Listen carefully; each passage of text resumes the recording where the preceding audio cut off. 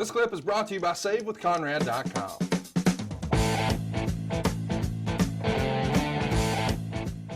Uncensored 97, we would see Dean Malenko pin Eddie Guerrero to win the title in a no DQ match.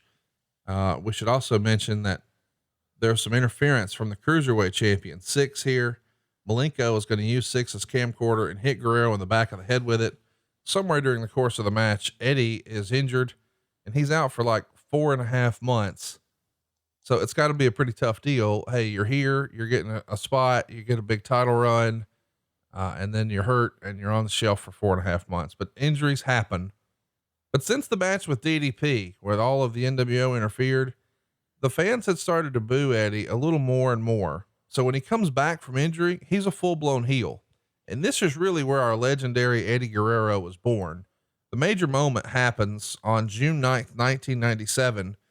Jarrett is wrestling the U.S. champ Malenko, and Jarrett defeats Malenko to win the title by submission after Eddie Guerrero, with his arm in a sling, comes through the crowd and hits the frog splash on the champion behind the referee's back. And then he leaves the sling in the ring, showing he's no longer injured.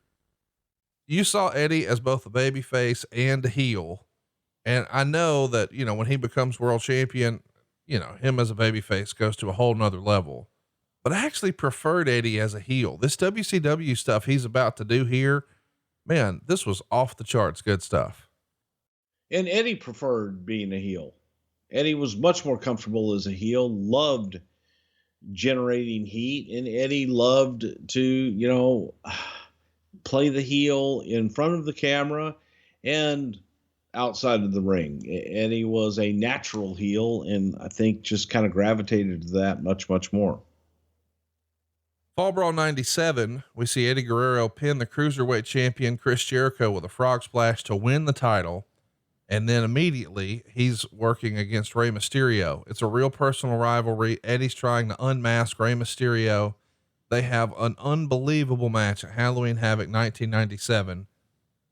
Guerrero is putting up his cruiserweight championship. Rey Mysterio is putting his mask on the line, and Meltzer gave it 4 3/4 stars. Still to this day, criminally underrated.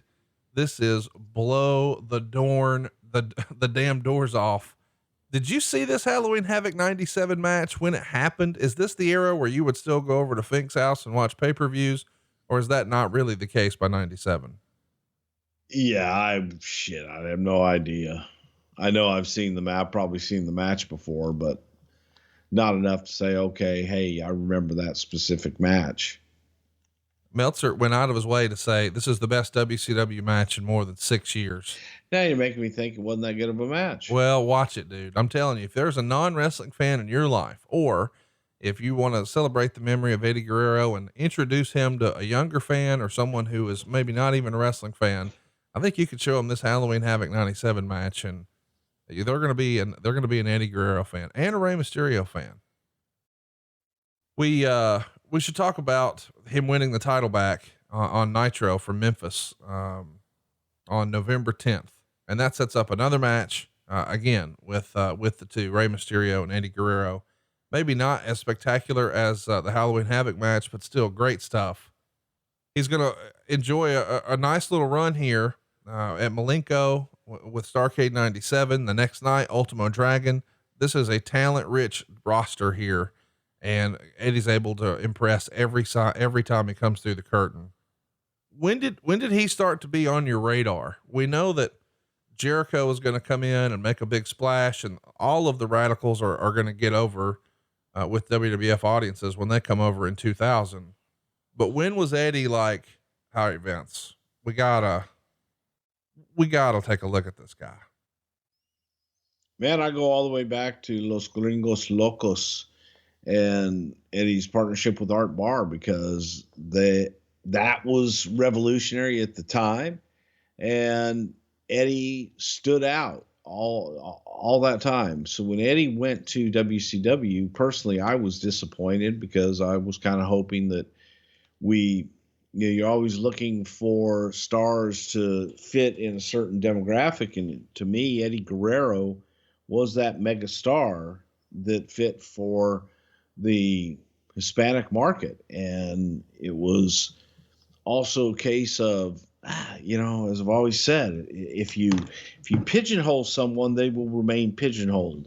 I just thought Eddie Guerrero was such a great talent that we were missing the boat, and I wanted him all the way back from Gringos Locos, and Eddie was not available. So it's just interesting to me, when a guy goes out and it's one thing to have a big run in Mexico or in Japan. It's another to do it in ECW, but it's quite another to work on primetime television on TNT. It feels like at this point, he's a proven commodity.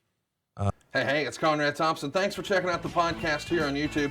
Be sure to hit the subscribe button and the notifications bell so you get a notice anytime we upload some new content. And go save yourself some money right now. If you're in a 30-year loan or you have credit card debt, it's not a matter of if I can save you money. It's a matter of how much.